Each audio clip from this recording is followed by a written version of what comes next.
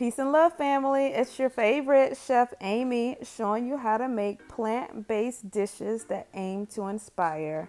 Today, I am showing you how to make butternut squash chili and cornbread.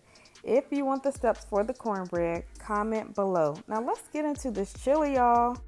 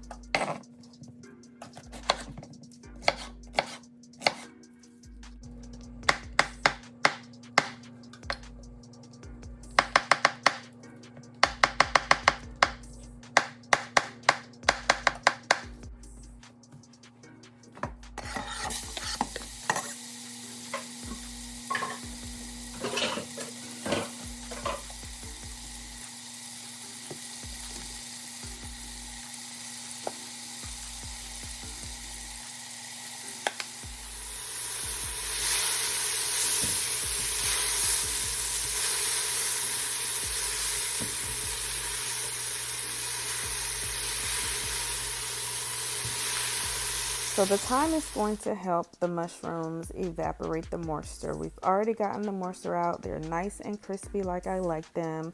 We're going to go ahead and start adding our seasoning to them. It's the basic seasonings that you probably already use. I will pretty much use whatever is in my pantry. There's no limitations. I just grab it and go. Y'all know I don't measure if you've been watching my channel for a while. What's the motto? Let the spirit guide you. And if the spirit leads you astray, meditate, loves. And you can always adjust your seasonings as you go or at the end. This is what you want to start with, or whatever seasonings you have in your pantry.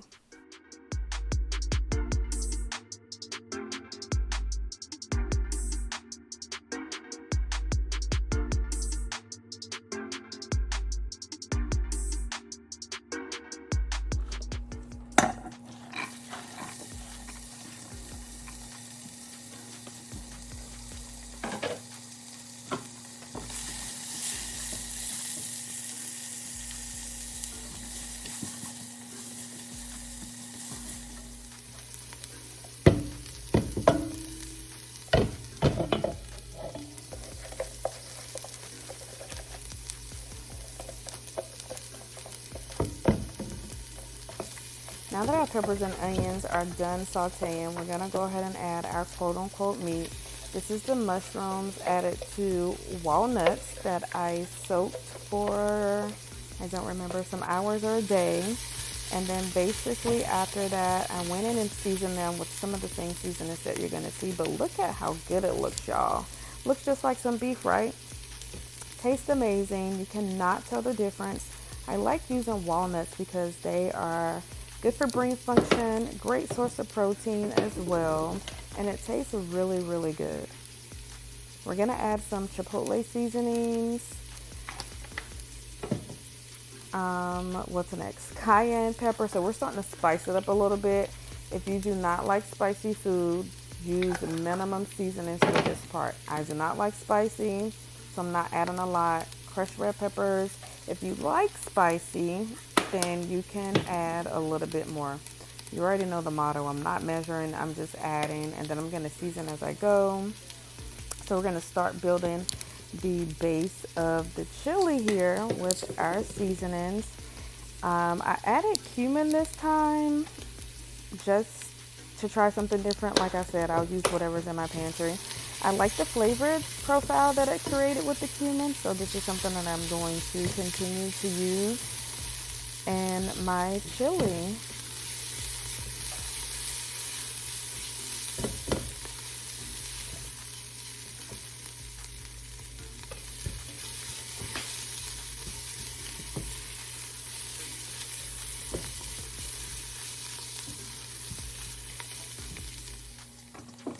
So the meat, quote unquote, has cooked to my liking, and we're going to go ahead and start adding our broth. This was about not even a half, it was almost gone actually. And then I added a full container of veggie broth and filled it up with water and went back in and added some more liquid to the chili. I actually added a little bit too much water. So depending on your size of your pot and how much ingredients you have, determine how much liquid you need. The beef, no beef, beyond bouillon cubes is going to help give the chili a more meaty like flavor profile. It is definitely optional. You still can achieve this without the no beef bouillon cubes. I've made it before without it and it tastes just as delicious, but this definitely did help amplify the flavors of the chili. I really liked it.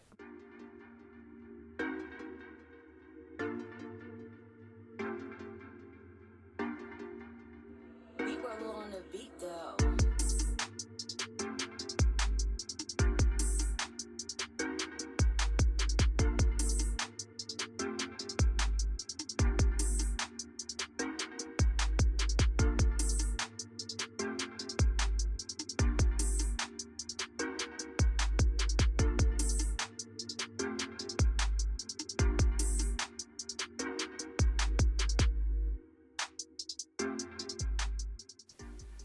So now we are going to go ahead and start building the smoky flavor for our chili.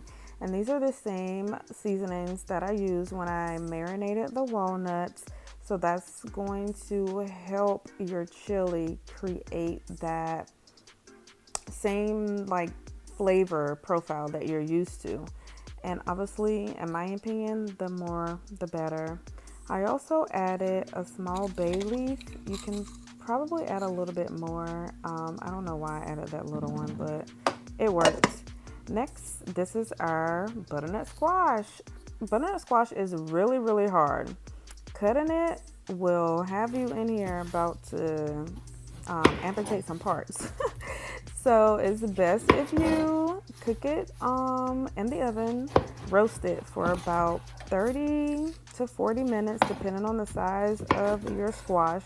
That is going to help you cut through the squash very easily, and it's also going to help the skin pull off with ease.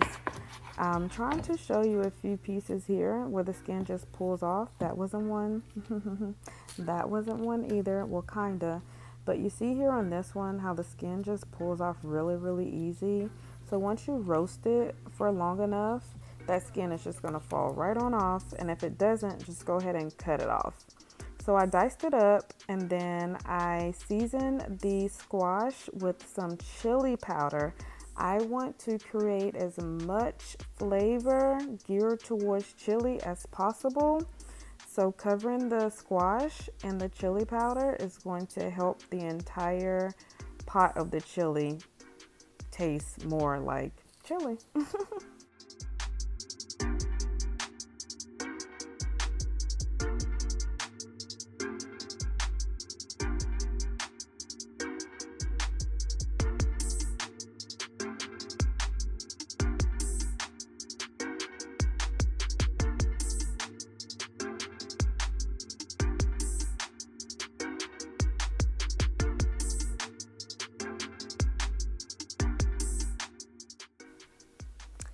Yes, chili. Let's get into it. Look at this chili, y'all.